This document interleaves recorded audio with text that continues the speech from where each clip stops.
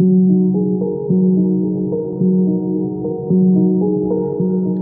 to another episode of Fertility Conversations. Today I'm joined by a lovely guest, Olga Posana. She joins us from the World Center of Baby, which is a surrogacy agency devoted to helping numerous intended parents in the fulfillment of their dreams in having a baby. So Hi. Olga joins. Hi, hello, Olga. Thank you so much for joining us today. It's a pleasure. It's a pleasure to be here with you. Thank you. So to start off, we just usually ask that you could tell us a little bit about yourself, as much or as little as you'd like. Perfect. Okay. So my name is Olga. I am from Ukraine and I'm currently based in Cyprus. I am an active partner at World Center of Baby. As an agency, World Center of Baby came to life in 2018 in Kiev, Ukraine. Just because Ukraine, before the war, used to be the second most popular destination for international surrogacy. And this is, where we were able to come to life and help our intended parents, help our surrogates, help our egg donors. So this is where our base was. World Center of Baby started as a surrogacy agency only offering programs in Ukraine, but Ukraine's laws on surrogacy, they're great, but unfortunately they're not in line with our views and not in line with the with the way modern life is basically. So the laws in Ukraine only allow surrogacy for heterosexual married couples where a woman has a medical indication for surrogacy. So we felt that, of course, there's so many other same-sex couples, single intended parents wanting to, have a family, have a full family, wanting to experience the joy of parenthood. And we felt that, we were kind of, it wasn't okay to just work within the laws that were set out in Ukraine. So we kind of looked internationally, looked abroad, look at various options which are available to intended parents. And we were always living with the idea that whatever we do, we have to make sure we offer options which are affordable, which are safe, and which are secure, for intended parents and for surrogates and egg donors as well. So we started off with offering programs in Colombia. We then moved on to Mexico, Cyprus, and Georgia. So currently, as of today, we work in Cyprus, we work in Georgia, we work in Mexico. We also offer programs in Ukraine.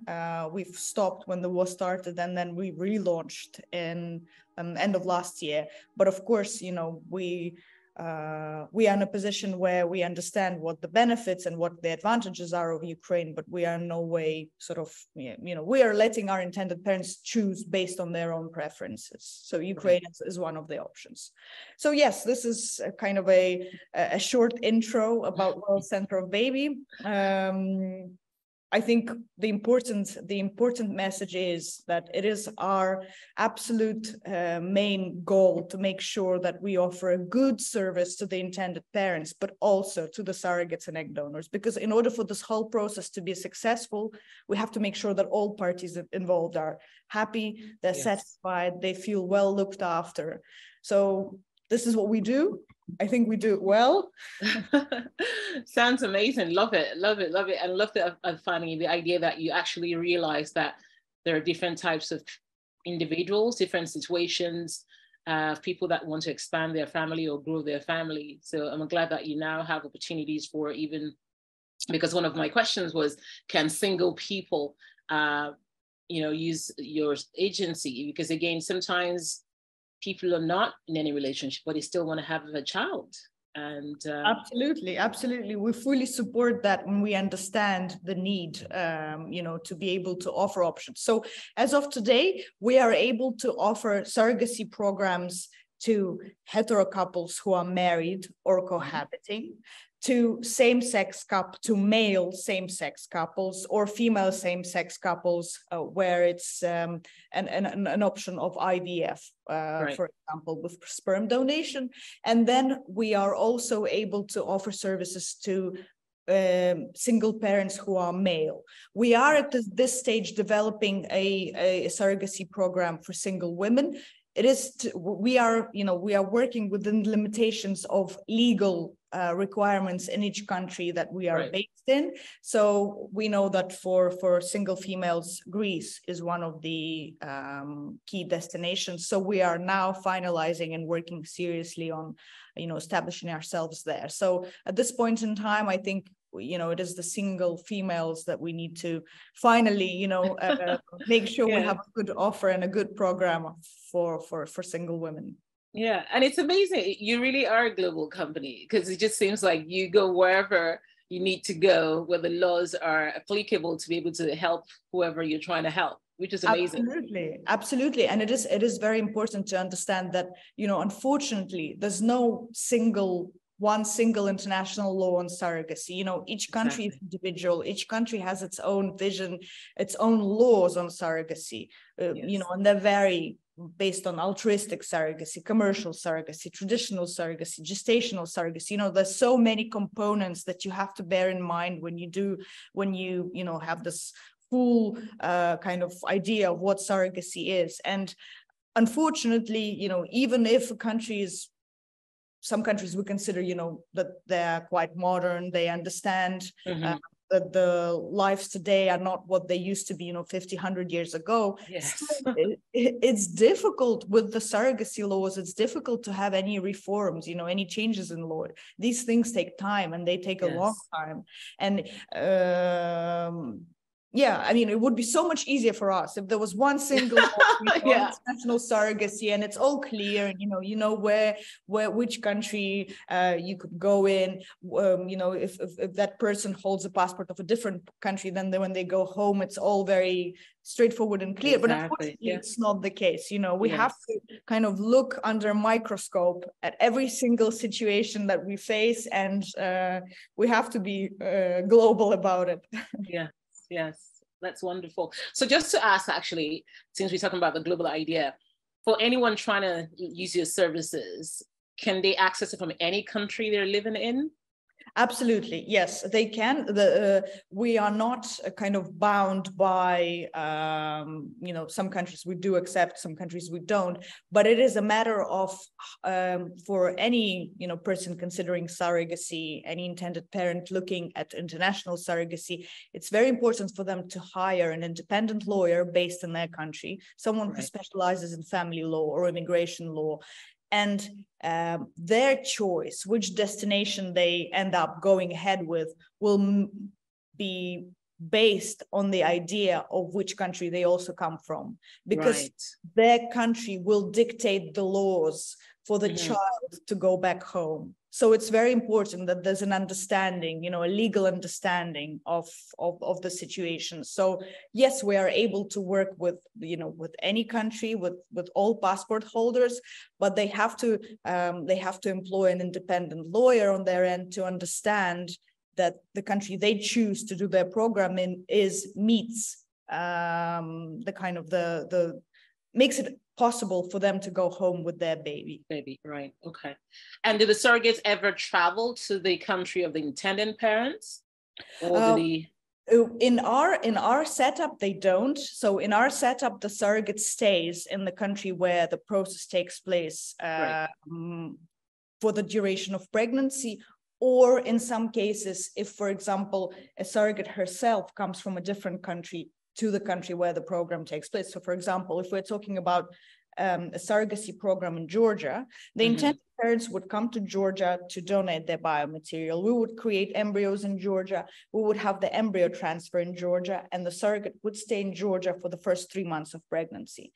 If, for example, she is herself from a different country, let's presume, and I'm giving this example because this happens to us. So if she's, for example, from Kazakhstan, she would then possibly travel to Kazakhstan for 3 months, stay in Kazakhstan with her family, and then travel back for the final trimester. But in most cases, all surrogates that we work with, they stay in the country of the program for the duration of the whole pregnancy and birth. And then only after all the paperwork is okay for the parents to leave home with their baby, she's able to, travel elsewhere. It's a commitment that a surrogate is willing to make Yeah. You know, That's amazing, because yeah, it's exactly. a huge Yeah, commitment.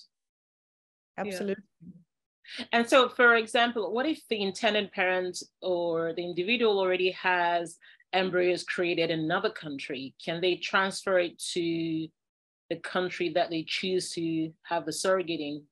Then instead of, Absolutely. okay. Yes, absolutely. And this is quite a, you know, a popular setup, especially with you know, many couples. For many hetero couples, surrogacy is the absolute final call. You know, they've Yes. tried many IVF attempts themselves. They've gone through numerous, you know, fertility treatments, etc., etc. And in most cases, they do have some embryos left over from their, you know, final attempt. So they are actually transporting their embryos to whichever country they choose to then have the surrogate do the embryo transfer and carry the pregnancy in that specific destination. So yeah, we are able to assist with that. We have you know, a lot of experience with dealing with the international clinics where the embryos are stored, because of course the process is, I mean, I wouldn't say it's complicated, but it is a process where the sending clinic has to release the embryos officially, and the receiving clinic has to receive the embryos officially. There's a lot of paperwork involved. And also, very importantly, for anyone who considers transporting their biomaterial, we always recommend they hire an individual authorized biomaterial shipper, because it's important that, you know, human embryos or human biomaterial is hand carried and you know, it's done properly, because of course any kind of we don't want to have any negative effect on the quality. Yeah. So yeah, we always recommend that an independent shipper is involved to handle the biomaterial properly. Right. Okay. Sounds good. Thanks for confirming that. And of course, with surrogacy, I mean, one of the things that many people assume about it, because it's so expensive, right? We hear about the US, where people are looking at, in some cases, $150,000 to $200,000 on these things. Wow, how are you going to afford that? So I think in people's minds, generally, that's what we assume that the cost is. So with World Sense of a Baby, is it more affordable or? Actually, yes, it's more affordable. You know, as I said, for us, we understand that, you know, not everyone can afford such big budgets for surrogacy. I mean, we know a lot of people go through huge lengths. You know, they get loans from their banks, they mortgage their property, they, you know, do so many amazing things. Of course, you know, the wish to have a child is so strong. So we understand and appreciate all that, but of course, you know, we were always looking at options of how to keep the costs down, how to make these journeys affordable for intended parents. So in the destinations, within the 4 destinations that we offer, there are more affordable destinations, and then there are those that are more expensive. I mean, more, when I say more expensive, I mean in comparison to the others within our range, not in comparison to the US, because of course US as of today still remains you know, the most expensive destination. So you know, of course we understand that we should make it available to all, and that's why it's important to, again, give our intended parents as many options as we can. At the same time, give the advantages and the potential disadvantages of each option, and then it's their choice and their decision based on their individual, you know, things that are important to them, whether it be budget, whether it be, you know, proximity to where they live, whether it be, you know, which country the surrogate comes from, etc. There's so many things that are involved, but we believe it's important to present the information to the intended parents properly, so that they make a sound and you know, a decision that they have themselves lived with and that have themselves confirmed. Right. Okay. Good to know. And of course, you know, with surrogacy as well, like you mentioned earlier, there are different laws for each country. So in some cases, I know that the birth certificate might have the name of the surrogate or the name of the intended parents. All this information provided to the intended parents in advance, so that way they can decide, again, take that into consideration on the country that they choose to use Because I assume that all these countries are different. Absolutely. This is, spot on. This is so important. And yes, and that's why, we always recommend that the intended parent's independent lawyer is also involved, because they'll be able to advise them, okay, in order to go back to Serbia, for example, it is okay if the surrogate's name remains on the birth certificate, or, might not be the case. So yes, absolutely. From the very beginning, the first step for an intended parent would be to leave their inquiry on our website, and then we would offer to schedule a free non-committal consultation with one of our managers. Okay. So based on the information that the manager picks up from the first consultation, from the first conversation, the intended parents will be offered a few options. And one of the key elements would be the idea of the birth certificate, whose names would be on the birth certificate, whether it would match the requirements of their country, and whether it could potentially, act as or whether it could potentially create problems for their country. Okay, that's perfect. Good to know. And I know that you said that you also have egg donation programs. So I wonder if you could just maybe briefly let us know what other services does your agency have? Absolutely. So we are able to, we offer different sorts of surrogacy program. Our most popular program or package would be surrogacy with egg donation. So it would mean that a couple or an intended parent would come to us requesting the services of an egg donor. They would pick an egg donor from our database. We would create embryos for them, and they would request to find a surrogate for them. And then we would do the embryo transfer, manage pregnancy, birth, and the legal process. So surrogacy with egg donation would involve egg donation plus surrogacy. Then the second option would be IVF with their own eggs. So in that case, a couple would come to us, or and they would already, they would want the intended mother, for example, to act as a donor in the specific case. So she would undergo stimulation and egg retrieval. We would create embryos with the biomaterial from the intended parents, and then we would just need to find a surrogate for them to carry pregnancy, birth, and then the legal process.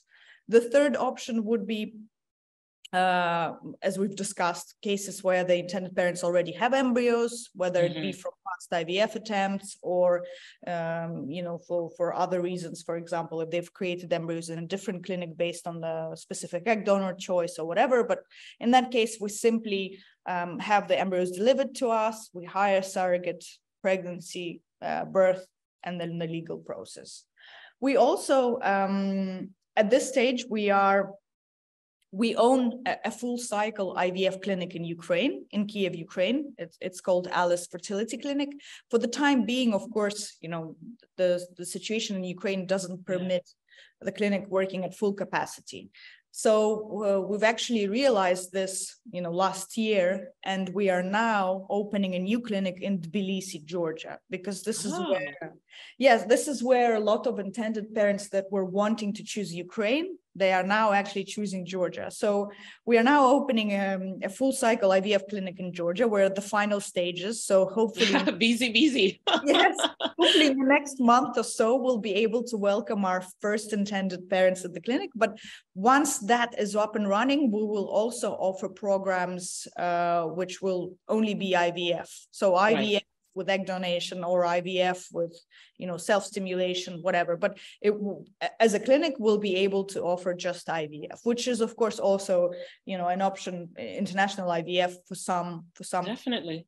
couples Definitely. Who are exploring their fertility options. Yeah, definitely. That sounds amazing. And with the IVF or even the surrogacy option as well, would that also have an option of genetic testing for people that might want to have some testing done on the embryos? Absolutely. We always recommend that pre-implantation diagnostic is carried out in order to, decrease the risks of transferring unhealthy embryos. So there are different options that we offer, PGS 24 being the most popular one, but it, of course, gives the the feeling of security to the intended parents, and it's important that we decrease the risks as much as we can. Of course. And in terms of the options, do you have a diverse pool of potential donors? Because again, people might be coming from different countries and different ethnicities. So absolutely, you're right. It's I mean, at this point in time, we have what I think is a good egg donor database. I mean, there are a few different choices there.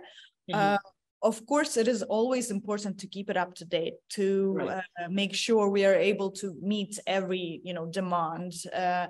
As you say, people come from different countries, from different backgrounds. They have different requirements for the egg donor. So I think it's important to work on the database, and this is what we do. So it's a work in progress, I would say.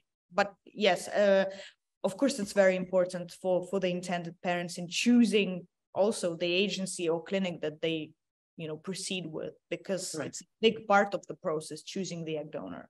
Yes, it is. And is there ever any point in time or a situation where the donor, if someone is thinking of doing IVF with you and also surrogacy, can the egg donor also be the surrogate? No, we do not offer this option, because in that case it would be traditional surrogacy, and when traditional surrogacy is mixed with commercial surrogacy, that's where the conflict comes into place. And this is, I think, also the ethical and the legal questions arise. So in every case that we work with, if an egg donor is involved, it's always a third party. Right. Okay. Because I know one of the concerns sometimes with people with surrogacy is always the idea, well, the surrogate want to keep my baby. And complications. So I guess in a situation like traditional surrogacy, this could be this could be a real happen. Fear. Yes, exactly. This could be a real fear. Whereas where we're talking about a gestational surrogate, where the surrogate has no genetic link with the child, from the very beginning, her psychological understanding of the situation and her mindset is that, and this is what our surrogates, this is how they see the process. They usually say, it's like I'm babysitting, but pre-birth. So they're just kind of looking after a child before they're born, but from the very beginning, they know it's the child of the intended parents. She's doing her best at the stage of carrying the baby, looking after the baby pre-birth. But then once the baby is born, it is the genetic parent's child. And I think it works well. I mean, again, also because there's this commercial element involved, this kind of setup makes it, everyone is aware where the boundaries are. And it's a good setup. Yeah, very important. And so for anyone listening, looking to contact you now and just wondering what the average timeline is from the time of contacting you initially to the potential start of the process. So the initial part of the process is very much led, and the timeline depends mainly on the intended parents, because the first part, the online consultation, of course, from our end, we meet all our deadlines. We try to reply in the first 24 hours since we've received the inquiry. We offer the first consultation as soon as possible. So on our end, we think we work quite fast. But in terms of once the intended parents have decided, yes, we are potentially proceeding with them, it's about getting the paperwork. It's about, contacting the independent lawyer, choosing the destination that they proceed, etc. So all this preparatory work, if the intended parents are very eager to start as soon as possible, could theoretically take 4 weeks. I mean, this process can be quite fast. Then the next stage, as soon as we've fixed the agreement, we've done kind of the official part of the process, it is then setting up the first visit and the intended parents to come and see us in one of our locations. And again, from our end, we are able to assist as soon as possible. So if the intended parents are ready to start and ready to come over, in 2 weeks' time, great. We'll arrange for them to visit the clinic, have all the doctor's appointments, have all the tests done on the spot, and so on. So usually from the time they've come to visit us on the first visit to the time the baby is born, in a good scenario, it is 16 to 18 months. In a good scenario, meaning that pregnancy is established from the first embryo transfer. I mean, of course, it doesn't work like this all the time. In some cases, more than one embryo transfer is needed. And, you know, it's important for intended parents also to understand this, you know, as much as it is science and all the medical processes that are involved. In some cases, it doesn't happen from the first attempt. So, you know, we move on to attempt number 2, attempt number 3. But yes, 16 to 18 months is a good timeline. In some cases, we've had fantastic setups when I remember the specific couple, they came to visit us in December, and then in January, so in 13 months, they already went home with their baby. That's amazing. It's like, yeah, one Christmas they came to visit us, then next Christmas, okay, the baby's born. Yeah. Wow, that's amazing. Yeah, wow. So we do get cases like this, but you know, again, this is like an amazing and absolutely amazing setup. So more realistic, 16 to 18 months. I think it's a good timeline to look forward to.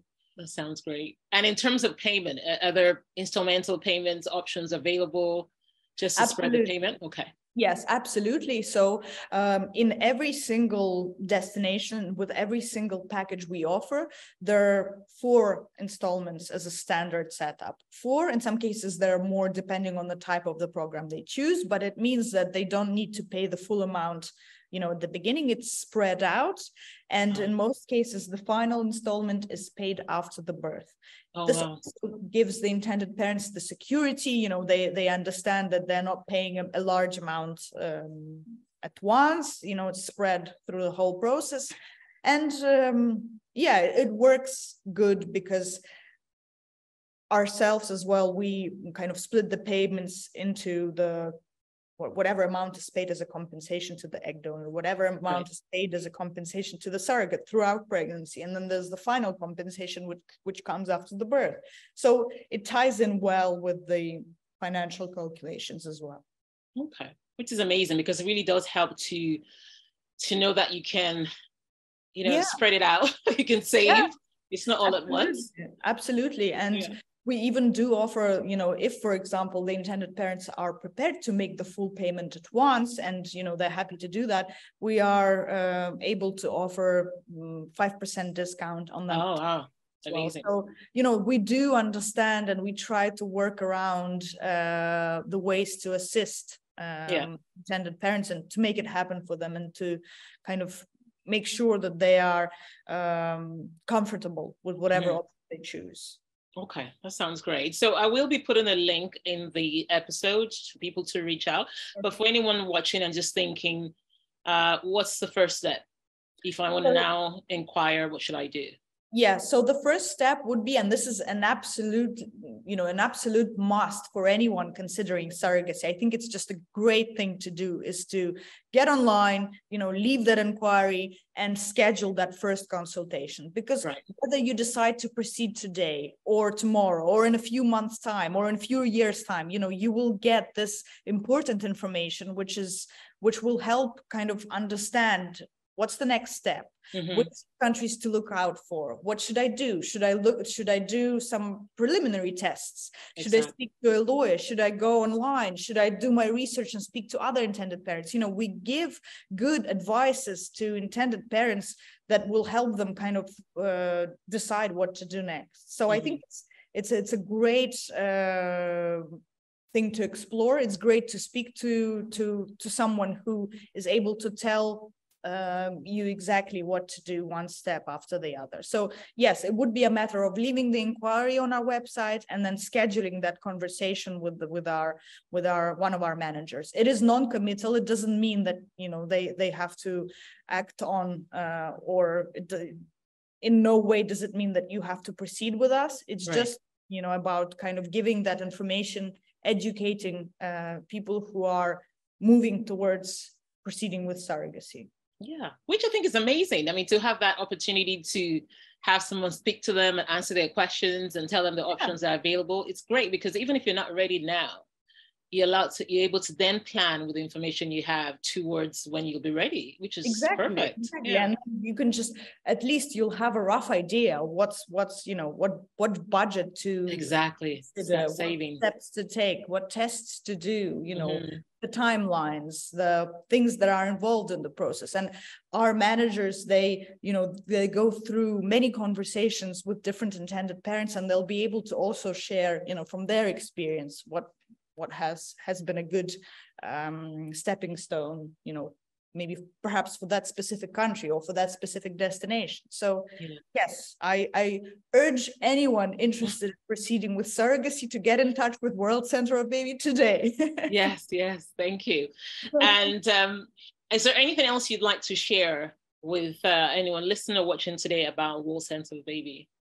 I think the questions pretty much covered everything. I think, it's for people who are stepping on the surrogacy journey. I mean, especially for couples who have gone through many years of infertility, I think it's important to, not lose hope, and if they've decided to move in this direction, just at least rest assured that, okay, this might be the final call for them, this might be the final decision for them, because obviously not many people are choosing surrogacy as their first option, right? So I think it's important to not lose hope, and definitely from my end, I can see dealing with people who have gone through years with infertility, and then speaking with them at the very beginning, and then seeing them from when they hold their baby in their arms and they're happy to go home. This is fantastic. It does happen. And, I'm just glad that surrogacy is available and there is this option, because everyone deserves to be a parent. It is true. It's not that, you're entitled to do that. It's an option that should be available to anyone and everyone. And I think, yes, not losing hope, and believing in the good future. Wow. Thank you so much, Olga. It has been really amazing having you on here today, because you shared so much important information, because, sometimes people are just not even sure where to start and what options are available. And it's amazing to hear all the options that you have as an agency, even having also different countries for people to choose from. It's amazing, because again, choices does make a lot of difference when you're trying to make a decision. So knowing that whatever you might be thinking of, there's that potential option or country that you can actually access through your agency.